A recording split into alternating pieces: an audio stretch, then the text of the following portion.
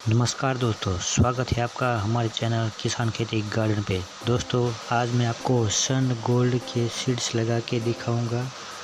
दोस्तों हमने ले लिया है 10 इंच का पॉट।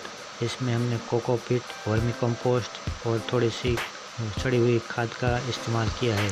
ये है हमारे सन गोल्ड के सीड्स जो हमने ऑनलाइन फ्लिपकार्ट से मंगवाया था। तो इसको हम निकाल लेते हैं। दोस्तों आप सन गोल्ड के सीड्स सितंबर में लगा सकते हैं। ये हमने निकाल लिए हैं सन गोल्ड के सीड्स। कितने फ्रेश है हमारे सीड्स।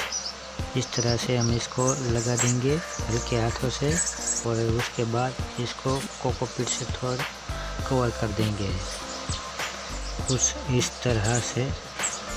अब इसको पानी डाल के हम छोड़ देंगे। अगला अपडेट हम इस अगले वीडियो में देंगे। हमने आपको सीड्स लगा के दिखा दिया है। पूरा वीडियो देखने के लिए हमारे चैनल को सब्सक्राइब करके रखें।